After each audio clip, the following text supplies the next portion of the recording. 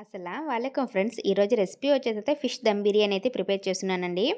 ఇది బ్యాచిలర్స్ కానివ్వండి, వంట రాని వాళ్ళు కానివ్వండి చాలా ఈజీగా చేసేసుకోవచ్చు. నేను చెప్పే ప్రాసెస్ చేస్తే ముందుగా దానికోసం అయితే ఫిష్ తీసుకొని బాగా వాష్ చేసుకోవాలి. తర్వాత వాటర్ ఏమి లేకుండా ఒక బౌల్లో వేసుకొని దాంట్లోకి ఉప్పు, పసుపు, కారము, అల్లం వెల్లుల్లి పేస్ట్, గరం మసాలా, కొంచెం లెమన్ జ్యూస్ అన్నీ వేసి ఒకసారి బాగా కలుపుకోవాలా. ఈ ముక్కలకి ఈ మసాలాలన్నీ కూడా బాగా పట్టించాలండి. ఇలా బాగా కలుపుకున్న తర్వాత మూత పెట్టేసి ఫ్రిడ్జ్లో 1 అవర్ అయినా మ్యారినేట్ చేసుకోవాలా. ఇలా మ్యారినేట్ చేసుకున్న తర్వాత మనము కొంచెము ప్యాన్లో ఆయిల్ వేసేసి ఆయిల్ బాగా హీట్ అయిన తర్వాత మీడియం ఫ్లేమ్లోని ఈ ఫిష్ మొత్తము బాగా ఫ్రై చేసుకోవాలండి. లేదు మీకు ఇలా ఇష్టం లేదనుకుంటే పెనం మీదైనా కొంచెం ఆయిల్ వేసుకొని ఫ్రై చేసుకోవచ్చు. లేదు మనం ఈ ఆయిల్ అనేది బిర్యానీ కోసం యూస్ చేస్తాం, అందుకని అయితే నేనైతే ఇలా ఆయిల్లో ఫ్రై చేస్తున్నాను.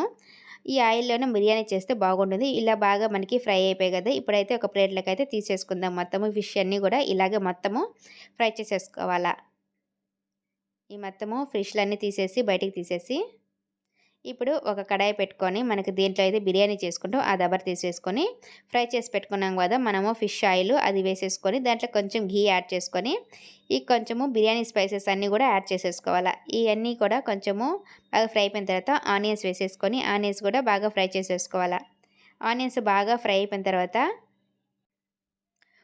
టమాటో ప్యూరీ కూడా వేసేసి మొత్తం ఒకసారి బాగా కలుపుకోవాలండి. మొత్తము ఇవన్నీ పచ్చి వాసన పోయేంత వరకు అయితే ఫ్రై చేసుకోవాలా.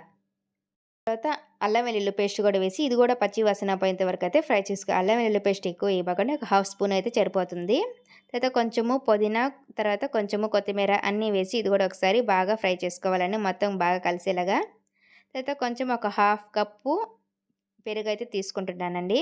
పెరుగు ఆల్మోస్ట్ అందరూ వేయకూడదు ఫిష్‌లో అని అంటారు, కానీ మనకి బిర్యానీ అంటేనే పెరుగు కదండీ!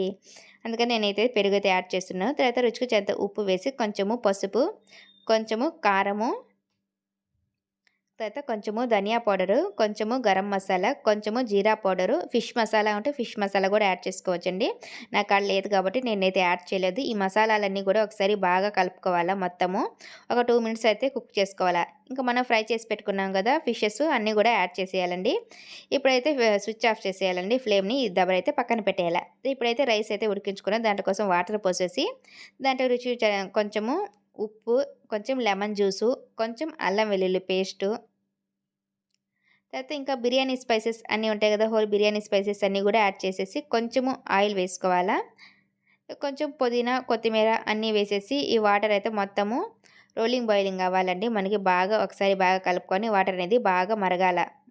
ఇలాగ వాటర్ మసులుతున్నప్పుడు ముందుగా నానబెట్టుకున్నాం కదా రైసు, అది కూడా యాడ్ చేసేసి మొత్తము ఒకసారి బాగా హై ఫ్లేమ్‌లోనే కుక్ చేసుకోవాలండి. ఈ రైస్ అనేది మొత్తము రైస్ అనేది మనకు కుక్ అయిందా లేదా అనేది ఒకసారి చూస్తే తెలిసిపోతుంది. 80% కుక్ అయితే రైస్ అది సరిపోతుందండి. ఆల్రెడీ ఫిష్ మొత్తం అవి మనకి ఫ్రై అయిపోయి ఉన్నాయి కాబట్టి, ఇప్పుడు మనము గ్యాస్ మీద ఈ ఫిష్ మసాలా, ఫిష్ ఉంటాయి కదండీ, అది పెట్టేసి రైస్ మొత్తం యాడ్ చేసేయాలండి. వాటర్ ఏమీ లేకుండా ఈ రైస్ మొత్తం అయితే యాడ్ చేసుకోవాలా. ఇంకా ఫైనల్‌గా కొంచెము ఫ్రైడ్ ఆనియన్స్ వేసేసుకోవాలా పైన. కొంచెము ఫుడ్ కలర్ అయితే యాడ్ చేస్తున్నానండి. లేదా మీకు సాఫ్రాన్ అన్నా అదిగైనా యాడ్ చేసుకోవచ్చు. తర్వాత కొంచెము ఘీ, ఫైనల్‌గా కొంచెము పుదీనా, కొత్తిమీర కూడా వేసేసి టిష్యూస్‌తో అయితే కవర్ చేసేయాలండి. ఈ ఆవిరి అనేది మనకి బయటికి రాకుండా టిష్యూస్‌తో అయితే కవర్ చేస్తున్నాను నేను.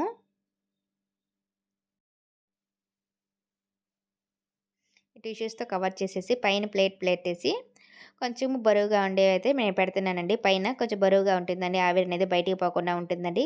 ఇది మీకు ఇలా టిష్యూస్ అవసరం లేదంటే పిండి ముద్ద అయినా పెట్టేసుకొని చుట్టూరు పైన ప్లేట్ పెట్టేస్తే సరిపోతుందండి. ఆవిరి అనేది మనకి బయటికి పోదు. మనకి మీడియం ఫ్లేమ్‌లోనే ఒక 15 మినిట్స్ అది కుక్ చేసుకుంటే సరిపోతుంది. ఇప్పుడు మనము చూద్దాము మనకి ఎలా కుక్ అయిందో రైస్ అనేది. చూసారా, మన ఈ టిష్యూస్ అన్ని రిమూవ్ చేసేస్తే మన బిర్యానీ అనేది చక్కగా ఉడికిపోయిందండి. మనకి రైస్ కూడా చక్కగా మనకి పొడి పొడిలాడుతుంది కదా, చూసారు కదా. మన ఛానల్ని ఎవరైనా ఫస్ట్ టైం చూస్తుంటే సబ్స్క్రైబ్ చేసుకోండి ఫ్రెండ్స్. అలాగే ఒక లైక్ కూడా చేయండి ఫ్రెండ్స్. బాయ్.